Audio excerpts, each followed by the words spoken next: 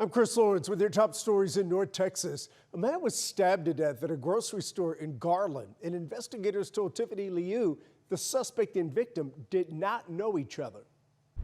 It's a shocking event for so many people to see this happen. A popular grocery store in Garland became the scene of a murder, and today investigators are trying to figure out the motive. It's scary in the sense how it's all built up. Garland Police Lieutenant Pedro Berno says the suspect, 32-year-old Juan Pedro Reyes, walked into the store looking for a victim. It was kind of a surprise attack.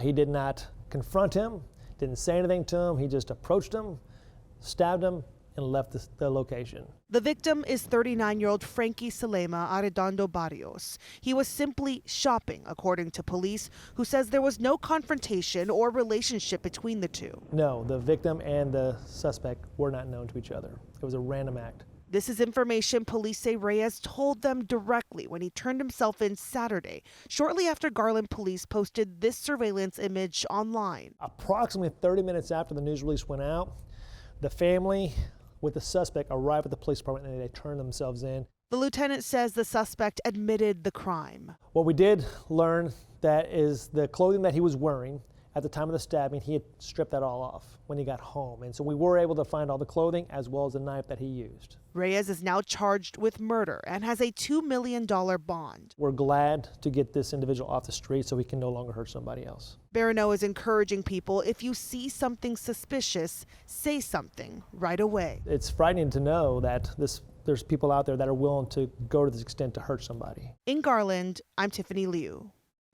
Dallas police say Chad Rogers was charged with assault against an elderly or disabled individual after being arrested during the No Kings demonstrations last weekend. According to the affidavit, Rogers was part of a counter-protestor group and armed with a gun. Authorities say he punched a 71-year-old man, but we've learned that victim is doing okay. Big changes are underway in downtown Dallas. Crews have started demolishing parts of the Kay Bailey Hutchison Convention Center. They're tearing down the building over Lamar Street, but other halls remain open to serve as the broadcast center for the FIFA World Cup. City leaders say the major demolition should be done by the end of this year and hope to finish the $3 billion renovation by 2029. Nearly 2 years after a massive fire destroyed its historic sanctuary, First Baptist Dallas is one step closer to opening a new building. The sanctuary was 134 years old, and the path to rebuilding it has been anything but smooth. A year after the fire, the insurance company said it wouldn't pay for the full damages, but the CEO of Hobby Lobby stepped in to support the $95 million bill. The groundbreaking will take place Sunday, June 7th, and First Baptist hopes to finish construction in the next couple years. Criminals vandalized a doggy daycare bus 2 times in one weekend. Luke Clary spoke with the owner in the Colony as he tries to get the business back up and running. Nothing gets more smiles or more tail wags than the doggy adventure bus in the Colony. And everybody's always waving at me. And I'm the right guy for the job, right? It takes a goofy professional to do this sort of thing. Trainer Denzel Andrew turned the old school bus into a big part of his business. Okay, everybody sit. With 13 regular riders that he walks and trains. It's just a melting pot, man. Yeah, So. and I can see your face light up as you're thinking about man, them. those are my babies, man. But just months after he got the bus up and running, a major setback. Vandals hit almost every window Saturday. I got a knock on my door about an hour ago from the police. I got probably about 30 feet from it, and I saw just the back windows bashed down. They had to pretty much pick me off of the ground, man. This is where the bus was parked, and if you look in the grass and along the curb, you'll still find some pieces of broken glass. Police say that this is under active investigation. They're asking anyone with information to reach out. Andrew estimates the damages at least $15,000. It's a big hit, and as well as I can't work this week. My dogs are all sitting at home right now. He shared these images with customers and followers. First came the outrage, then came the support. Love brought us all together, and there are people donating on the GoFundMe. I've never seen their name before. As police keep investigating and the repairs get started, Andrew says the doggy adventure bus is not done yet. Oh yeah, she'll be back. In the Colony, I'm Luke Clary. Well, it's been 6 years since a SWAT unit busted through the doors in McKinney, destroying parts of a woman's home. As Kevin Reese reports, a court is deciding who should fit the bill to fix it.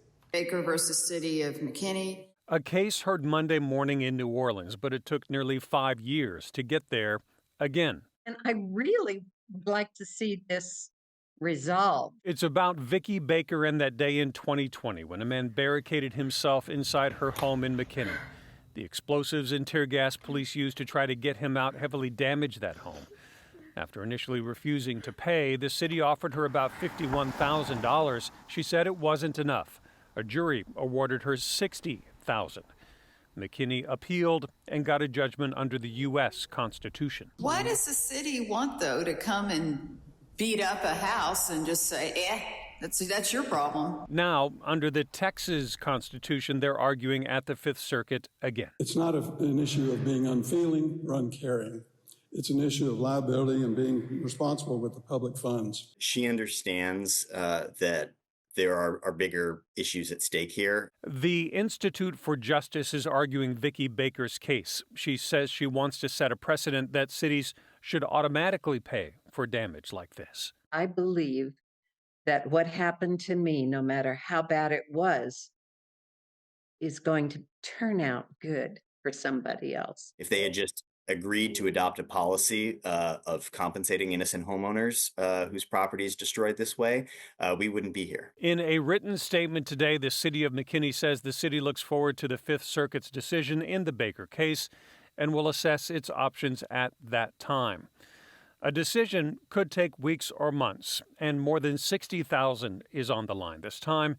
It could be double that with interest and fees if they rule in Vicki Baker's favor. Okay, thank you. We appreciate both sides' arguments, and the case is now under review. In McKinney, I'm Kevin Reese.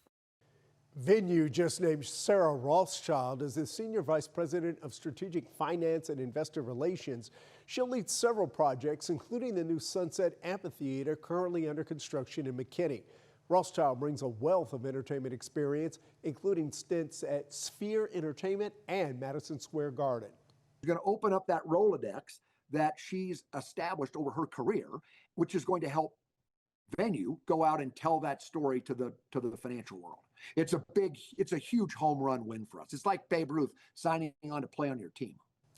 The $220 million Sunset Amphitheater will have a fully covered roof and 20,000 seats, including luxury fire pit suites. It's scheduled to open sometime next year. And those are your headlines from North Texas.